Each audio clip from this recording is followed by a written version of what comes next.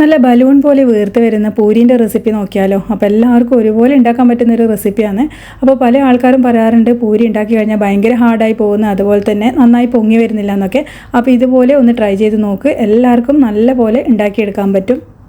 അപ്പോൾ നമ്മളിതിൽ മൈദപ്പൊടിയൊന്നും ചേർക്കാതെ വെറും ഗോതമ്പ് പൊടി മാത്രം വെച്ചിട്ടാണ് കേട്ടോ ചെയ്യുന്നത്. അതിന് വേണ്ടിയതാണ് ഞാൻ 1 കപ്പ് ഗോതമ്പ് പൊടി ഒരു പാത്രത്തിലേക്ക് ഇട്ട് കൊടുത്തിട്ടുണ്ട്.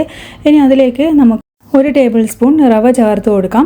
അതുപോലെ തന്നെ 1 ടേബിൾ സ്പൂൺ അരിപ്പൊടിയും ചേർത്ത് കൊടുക്കുന്നുണ്ട്. അപ്പോൾ മൈദപ്പൊടി ചേർക്കണമെന്ന് താല്പര്യമുള്ളവർക്ക് അരിപ്പൊടിക്ക് പകരം മൈദപ്പൊടി ആയാലും ചേർത്താൽ മതി.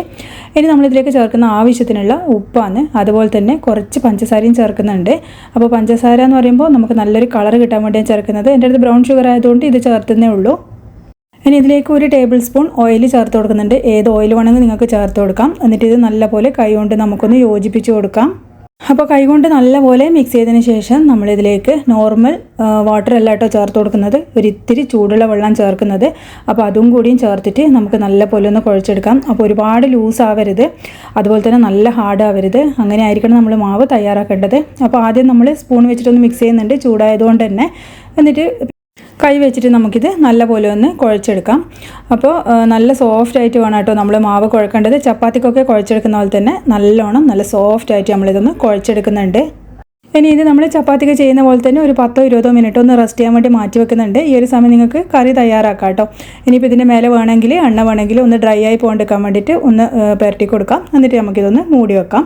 അതുപോലെ തന്നെ ഒരു 20 മിനിറ്റ് കഴിഞ്ഞിട്ട് നിങ്ങൾക്ക് നോക്കുമ്പോൾ മനസ്സിലാകും നല്ല സോഫ്റ്റാണ് മാവ്. പിന്നെ വീണ്ടും നമ്മളിതൊന്ന് ഷേപ്പ് ചെയ്തെടുക്കുന്നത്. ഇനി നമുക്ക് എത്ര സൈസ് വലിപ്പമുള്ള പൂരിയാണോ വേണ്ടത് അതിനനുസരിച്ച് ഇതുപോലെ ബോളുകളാക്കി മാറ്റി വെക്കാം. അതിനുശേഷം നമ്മൾ ഇതൊന്ന് പ്രസ് ചെയ്തെടുക്കുക ചെയ്യുന്നത്. ചപ്പാത്തി പലയിലിട്ടിട്ട് പരത്തിയെടുക്കുകയല്ല ചെയ്യുന്നത്. ഇതുപോലെ ഒരു പൂരി പ്രസർ ഉണ്ടെങ്കിൽ അങ്ങനെ ചെയ്യുക ചെയ്യുന്നത്. അപ്പോൾ ഇതുപോലെ തന്നെ കുറച്ച് എണ്ണ നമ്മളിതാ ഇതുപോലെ ഒരു പാത്രത്തിൽ എടുത്തിട്ടുണ്ട്. ഇനി നമുക്ക് ഇതൊന്ന് ഉരുട്ടിയതിന് ശേഷം വീണ്ടും ഈ ഒരു എണ്ണയിൽ മുക്കിയിട്ട് ഈ ഒരു പൂരി പ്രസറിലും എണ്ണ പുരട്ടിയതിന് ശേഷം ഇതിലേക്ക് വെച്ച് കൊടുത്തിട്ട് ഒന്ന് പ്രസ് ചെയ്തെടുത്താൽ മതി.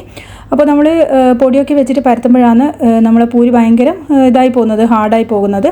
അപ്പോൾ പ്രസ് ചെയ്തതിന് ശേഷം നമുക്കിത് നല്ല തിളക്കുന്ന എണ്ണയിൽ വേണം ഇട്ടിട്ട് ഫ്രൈ ചെയ്യാൻ. അങ്ങനെയാണെങ്കിൽ മാത്രമേ നമുക്ക് ഇതുപോലെ നന്നായിട്ട് പൊങ്ങി വരുള്ളൂ.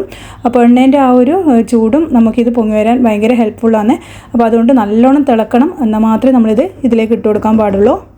ഇനിയിപ്പോൾ നിങ്ങളുടെ അടുത്ത് പൂരി പ്രസർ ഇല്ലെങ്കിൽ ചപ്പാത്തി പലകേൻ്റെ മേലെ ഈ ഒരു ബോൾ വെച്ചിട്ട് നമുക്ക് ഒരു പ്ലേറ്റ് വെച്ചിട്ട് ഒന്ന് പരത്തിയെടുത്താൽ മതി. എണ്ണ പുരട്ടിയിട്ട് പരത്തിയെടുത്താൽ മതി. അതുപോലെ തന്നെ നമുക്ക് ആയി കിട്ടുകയും ചെയ്യും കേട്ടോ.